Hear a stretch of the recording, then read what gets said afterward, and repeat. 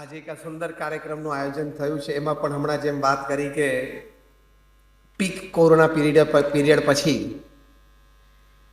અને હજી કદાચ ઓમિક્રોન આપણી ઉપર હાવી થાય તે પહેલા આપણે અહીંયા કલા મંદિરમાં સુખરૂપે અન્યાય કાર્યક્રમ માટે ભેગા થયા છીએ.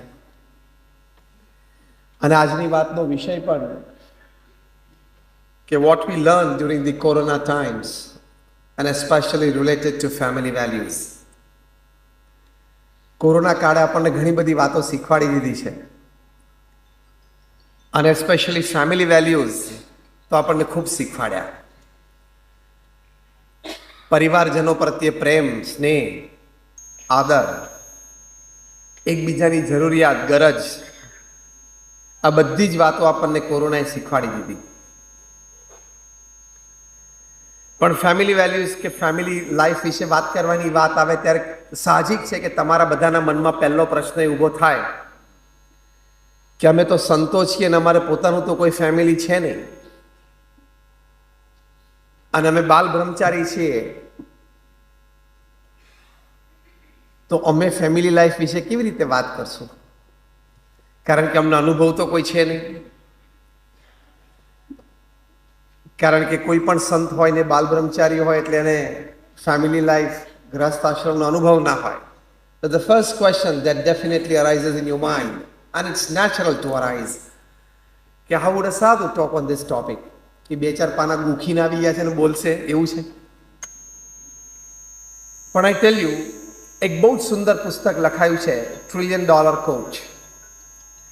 આ પુસ્તકમાં ફૂટબોલર અને ફૂટબોલ કોચ બિલ કેમ્બેલ વિશે એક વાત લખાણી છે કે આ બિલ કેમ્બેલ એ પોતે ફૂટબોલર હતા અને ફૂટબોલ કોચ હતા, પણ એમને યુએસમાં કેલિફોર્નિયામાં સિલિકોન વેલીના આઈટી જાયન્ટ્સ બધાને ટ્રેન કર્યા, કોચ કર્યા.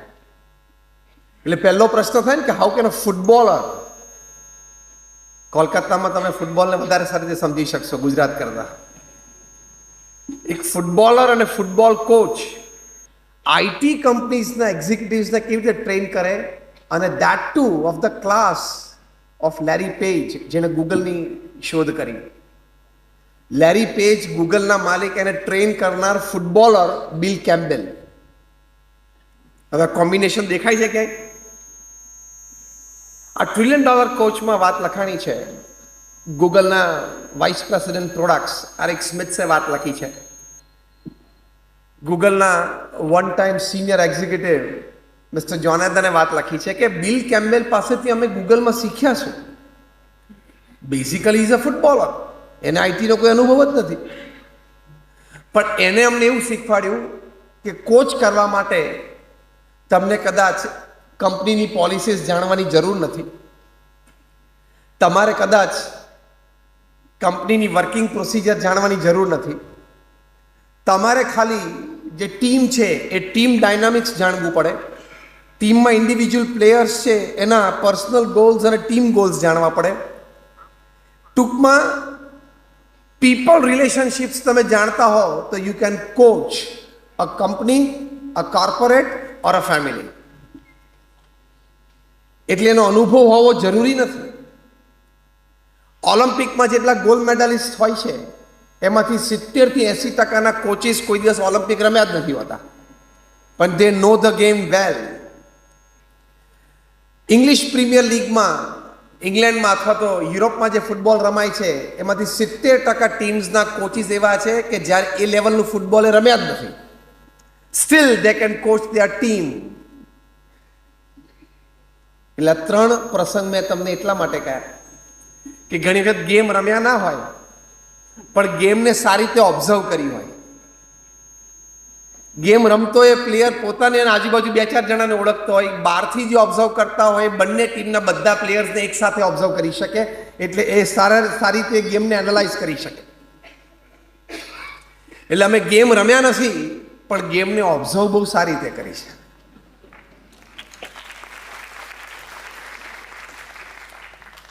એટલે ફેમિલી લાઈફ અમે જોઈ નથી પણ અમે એને ઓબ્ઝર્વ સારી રીતે કરી છે. બીજી વાત, અમારા ગુરુહરિ પ્રમુખ સ્વામી મહારાજ જેનો જન્મ શતાબ્દી મહોત્સવ અમે ઉજવીએ છીએ He has personally visited more than 3.5 lakh homes. 3.5 lakh પરિવાર સાથે વ્યક્તિગત બેસીને એમનો જે અનુભવ છે કે પારિવારિક સુખ શેમાં રહ્યું છે, પારિવારિક સંબંધો શેમાં રહ્યા છે, પારિવારિક સંપ શેમાં રહ્યો છે, પારિવારિક પ્રગતિ શેમાં રહી છે, એ પ્રમુખ સ્વામી મહારાજનો અનુભવ તમારી સાથે શેર કરવાનો છે. અને BAPSના બધા જ સંતો એ અમારે પધરામણીનો કાર્યક્રમ, I have personally visited more than 25,000 families in 25,000 homes in 30 countries. એ જે પણ અનુભવ છે તમારી સાથે શેર કરવાનો છે. કોરોના કાળ દરમિયાન જે આપણો વિષય છે, COVID-19માંથી આપણી ઘણી બધી વાતો શીખ્યા, લેસન્સ વી હેવ લર્ન્ડ, એમાં ફેમિલી વેલ્યુઝ બહુ જ મોટી વાત છે. The most important lesson that we learned from Corona is that where can I make a small change in myself so that I better fit my ecosystem. દરેકે પોતાની નાની મોટી હેબિટ ચેન્જ કરવી પડી. યસ ઓર નો? કારણ કે 24 કલાક તમે પરિવાર સાથે રહેતા હતા. તમે તમારા પરિવારજનને સારી રીતે ઓળખી શક્યા, સમજી શક્યા. તમારા ટીનેજર્સ અને યંગસ્ટર્સોની સાથે મોર ઇન્ટરેક્શનથી તમે એની લાઇક્સ ડિસલાઇક્સ સમજી શક્યા. ટીનેજર્સ હોય, યંગર દેન ચિલ્ડ્રન હોય, એને એમ્સ ગોલ્સ તમે સમજાવી શક્યા, સમજી શક્યા. એટલે મોટામાં મોટી વાત એ બની કે આપણને બધાને કોરોના દરમિયાન અંતરદ્રષ્ટિ થઈ કે હું મારામાં ક્યાં સુધારો કરી શકું જેથી હું એક સારો ફેમિલી પર્સન બની શકું, એક સારો ફ્રેન્ડ બની શકું, એક સારો કલીગ, વર્કિંગ કલીગ બની શકું, એક સારો નેબર બની શકું. એ આપણને બધાને ઇન્ટ્રોસ્પેક્શન થયું. યસ ઓર નો? કારણ કે small positive change in your self can improve your family atmosphere back home to an unbelievable extent. નાનો પણ ચેન્જ બહુ જ મોટી વાત લાવી શકે છે.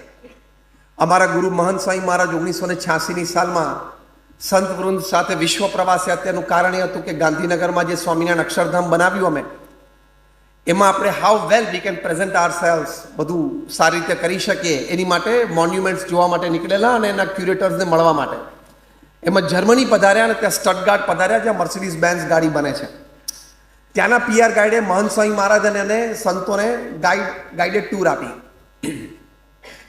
વારે વારે ગાઈડ એમ બોલે કે અમે જે કંઈ ઇમ્પ્રુવમેન્ટ કરીએ છીએ વર્ઝન્સમાં, એનો પાછળનો મુખ્ય હેતુ એ છે કે અમે in case of an accident driver અને પેસેન્જરની જીવન બચાવી શકીએ. એ અમારો મુખ્ય હેતુ છે. એમ કરીને એમને મર્સિડીઝ બેન્ઝનું એ વખતે 1986માં લેટેસ્ટ વર્ઝન બતાવ્યું. એને કહ્યું કે અહીંયા અમે એવી ટેકનોલોજી મૂકી છે કે એક્સિડન્ટ થાય તો સ્ટિયરિંગમાંથી એક બલૂન નીકળે અને કુશન તરીકે વર્ક કરે સ્ટિયરિંગ અને ડ્રાઈવરની ચેસ્ટ વચ્ચે, જેથી એ સ્ટિયરિંગ છે ડ્રાઈવરના ચેસ્ટની અંદર ઘૂસી ન જાય, એના લંગ્સ રિબ્સને તોડી ન નાખે. બહુ આશ્ચર્યની વાત હતી. આજે તો એ ઘણી બધી ગાડીઓમાં અવેલેબલ છે. એ વખતે બહુ મોટી વાત હતી, નવી વાત હતી. એમ કહીને વાત કરી કે અમારો મુખ્ય હેતુ આ છે. ત્યારે અમારે એક સંતે પૂછ્યું કે who actually creates the accident, the car or the driver? Accident કોણ કરે છે, કાર કરે છે કે ડ્રાઈવર કરે છે? એટલે એમને કહ્યું કે ના સ્વામીજી, તમારી વાત સાચી છે, એક્સિડન્ટ તો ડ્રાઈવર કરે છે. કંઈક ડ્રિંક એન્ડ ડ્રાઈવ કરતો હોય, ઇમોશનલ બેલેન્સમાં ક્યાંક ઇમ્બેલેન્સ આવી ગયું, એને મિસજજમેન્ટ કરી નાખ્યું, વોટ એવર. તો બીજો પ્રશ્ન પૂછ્યો કે વધારે ફેરફાર, સારો ફેરફાર ક્યાં કરવાનો છે, ડ્રાઈવરમાં કે માણસમાં? ટેકનોલોજી તો દિન પ્રતિદિન અપગ્રેડ થવી જ જોઈએ. We live in the 21st century. Science અને ટેકનોલોજીનું અપગ્રેડેશન તો દિન પ્રતિદિન જોઈએ જ, પણ સાથે માણસનું પણ અપગ્રેડેશન જોઈએ. Because the best of technology in the worst hands is a disaster. Technology best હોય પણ ખોટા માણસોના હાથમાં આવી જાય તો